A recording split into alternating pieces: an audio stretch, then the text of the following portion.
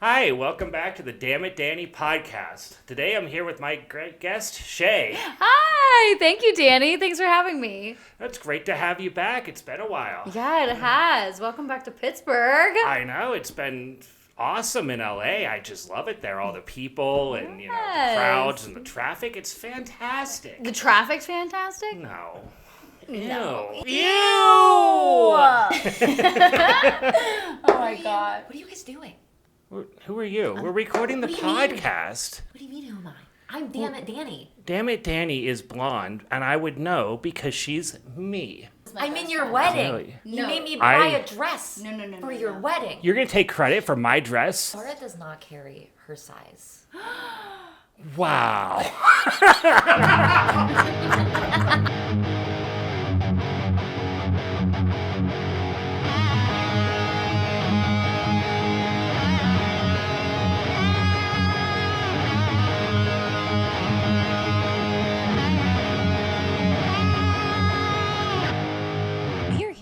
For a mini episode of the Dammit Danii Podcast, and I've wanted to have this guest on for quite some time, and I'm really happy that we've made it work.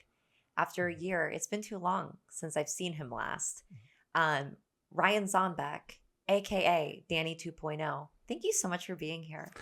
You're very welcome. I really always never wanted to be here, so I'm glad that I finally am. I did force you. You did force to come me here under false pretenses of, hey, I'm in town. Okay, I did tell you to look for the wig. Okay, so he did this before. He has been me before. You've acted as me in another setting, and you had in a professional setting. Nonetheless, sat at my desk, and you had the wig already. So why would we put the wig to bad use? Can we talk about the time that you purchased the wedding? Or I'm sorry, the wedding. The wedding.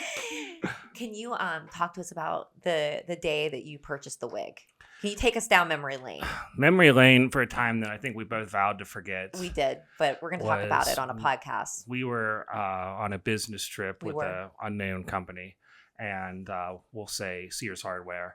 And I believe we got stuck. I think we were in Fort Worth at this time. Yep. But it was not at all where we wanted to be. No. We wanted to be in, I believe, somewhere in Arkansas. Yes. Which is something that not a whole lot of people say. Never been said before.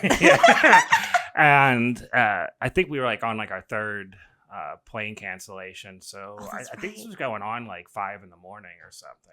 It was incredibly late. Was it the same time that I had a book with me and you read the book to me? It was one of those I nights. think it was that. It was that night. Wasn't it? Yeah, you were like how to podcast book or something. Yeah. I had a podcast book. I think it was how to talk to difficult people.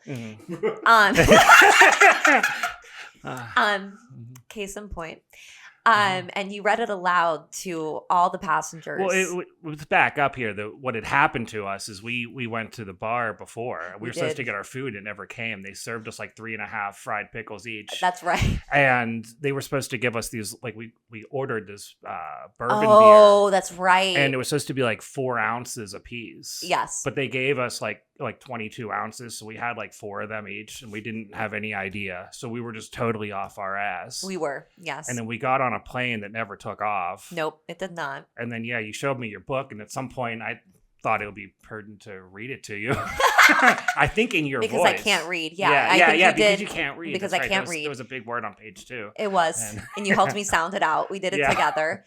And you did do it in my voice. Mm-hmm. And then that was the night that we were supposed to stay in the shady hotel.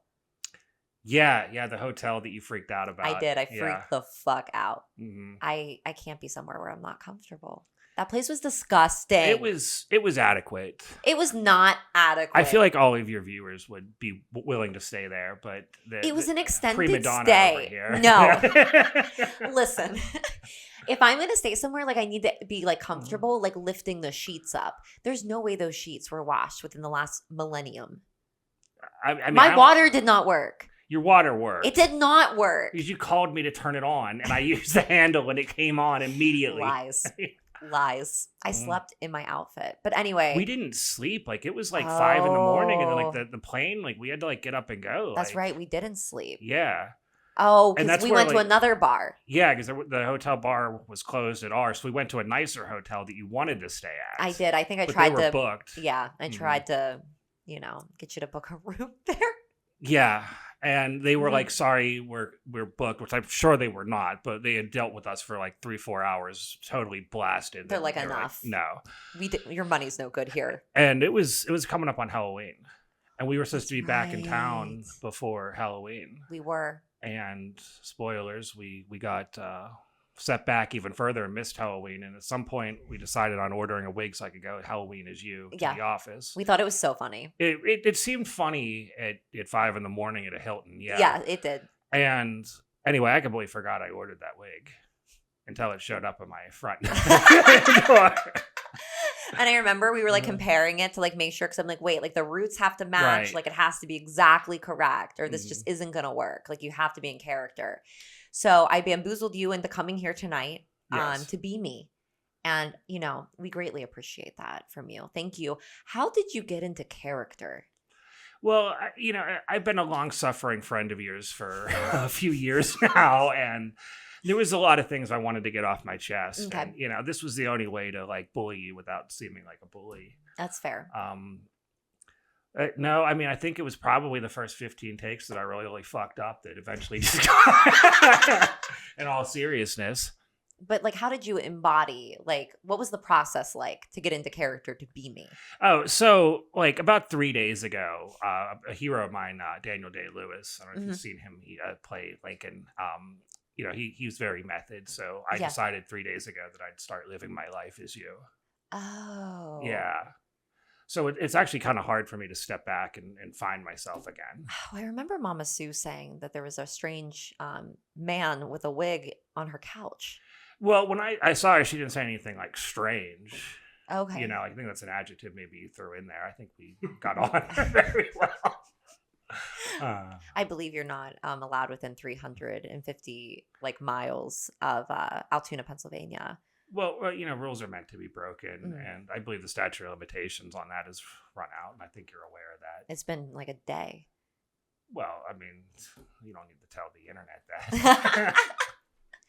So was there any, so as you were living as me for 3 days, what did you do to really embody who I am as a person? I'd say disappoint my father.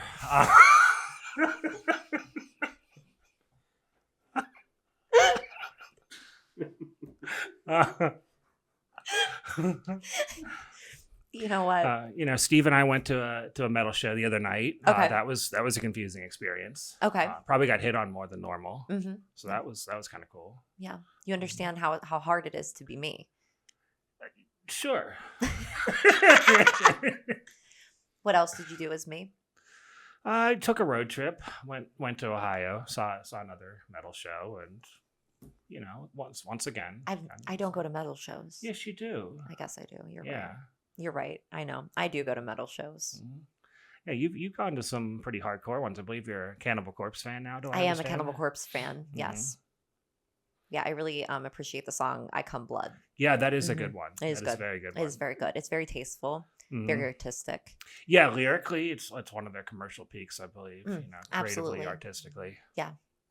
So anything, like any advice you want to give to the viewers? I don't ever want them to try to be me. Well, yeah, like, you know, if you're going to try to be her, like, let her keep her own skin. You know, we don't stand at Geen, but, you know, if follow your dreams. If you want to be Danielle, just go and be Danielle. Buy a wig if I can do it. Will you do this again? Be me? Be you? Yeah. Maybe. Okay. Maybe later. Okay. You know, again, this has been 3 days now. Like, I don't know if I can go back. That's understandable. You're never going to go back to your old boring life of being Ryan. Old and boring life. Yeah, that's true. No, I got to just decide between being you and happiness, really. And we'll figure it out. I'm the happiest fucking person you know.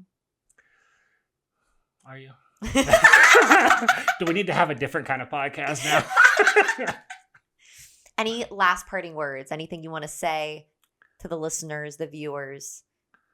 I cannot believe that I'm on a podcast. And okay. You bamboozled me into this. I did. I sure did. You did. I believe that was always something I was like, you know, I really don't want my face out there. I don't think you ever said that. I believe I implied it. I don't think so. No, this is the absolute last thing I ever thought I would do, but Okay. I do appreciate being here in all seriousness. I Thank you for wish you being here. continued success Thank on you. the revival of the podcast. You're going to kill it. And, it can only go uphill from here because, Thank you so much. I don't know what the fuck I'm doing. So. Do you have a Dammit moment you want to share? I know This. you don't have one prepared. I mean, I guess it is this. Well, this for sure. I mean, if you want Dammit moments, do you want to learn about the murder? Yes, please. All right, we're doing this. This 5-minute podcast you invited me for, huh? Well, I let all my guests say a Dammit moment, so it would be rude of me not to offer it to you. It's up to you. Go for it. Okay, so I don't know, 5 years or so ago now. At least I think it was about that. It was around the time I think I met you.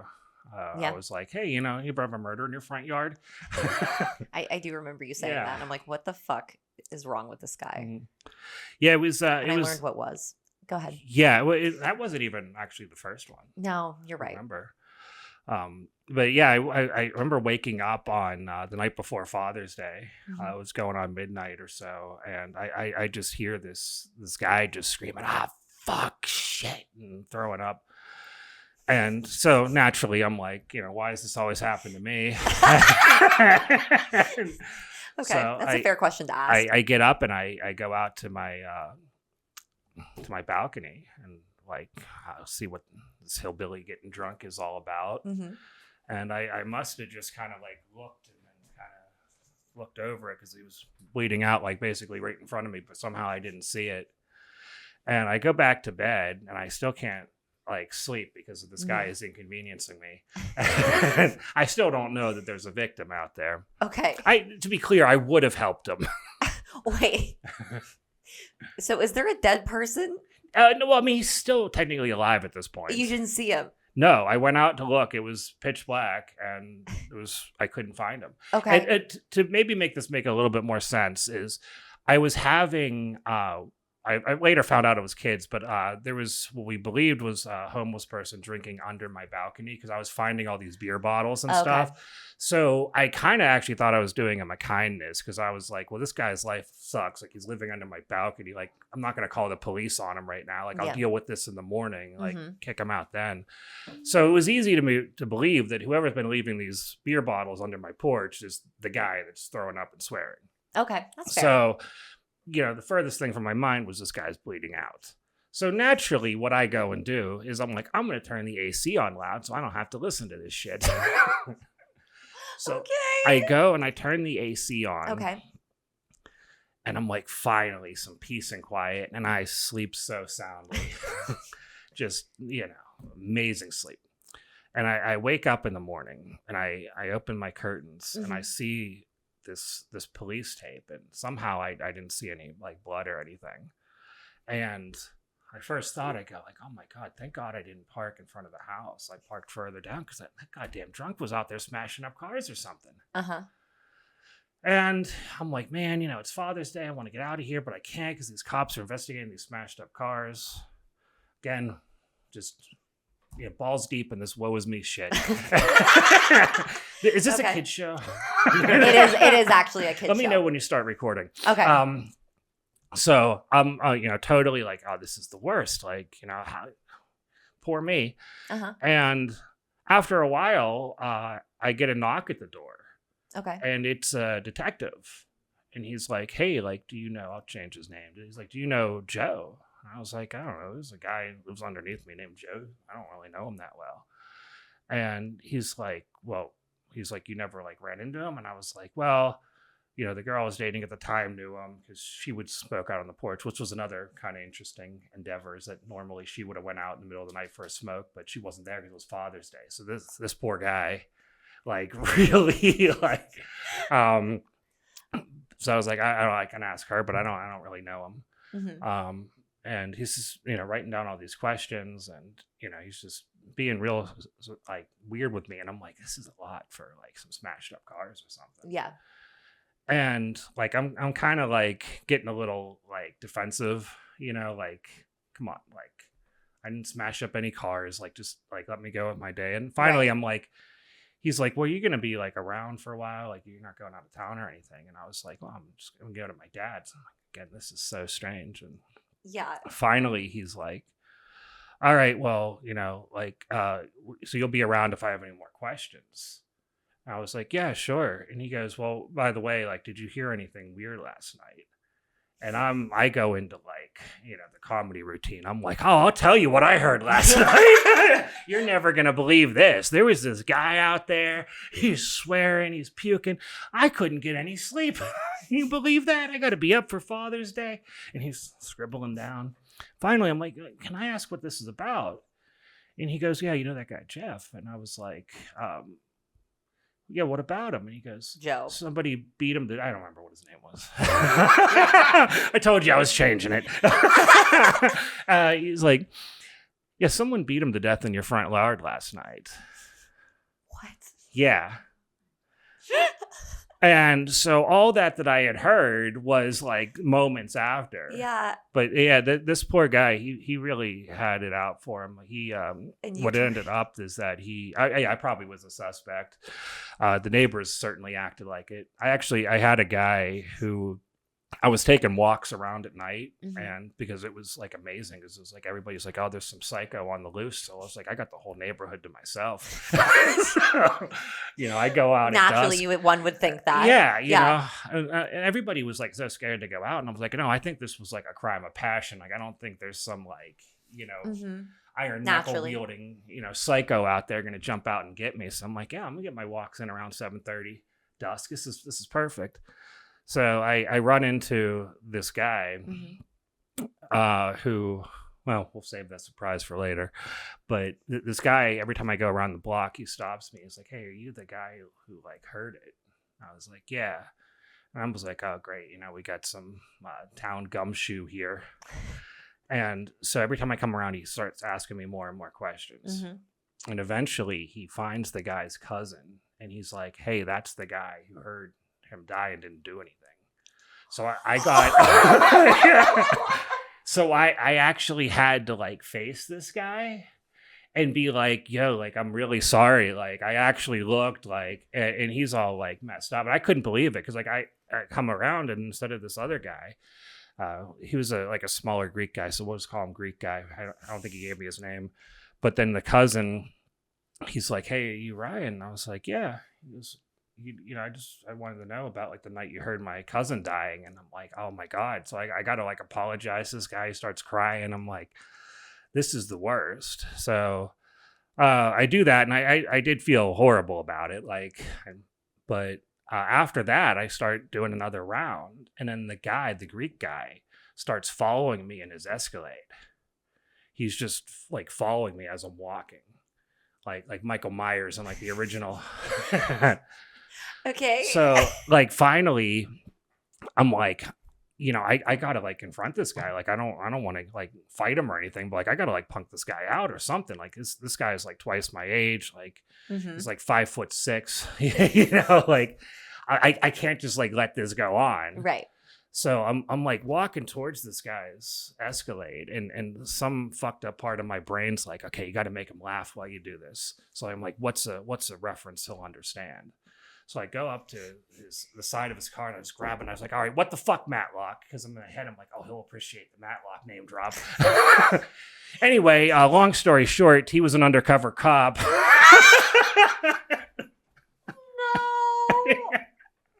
No. That whole story was just full of great choices that you made. Mm-hmm. Yeah. Yeah, I probably could not have handled it any worse. No. I also accidentally stepped on a blood clot the next morning, too. Oh, God. Because what they don't tell you about stuff like this is they don't send a cleanup crew. Yeah.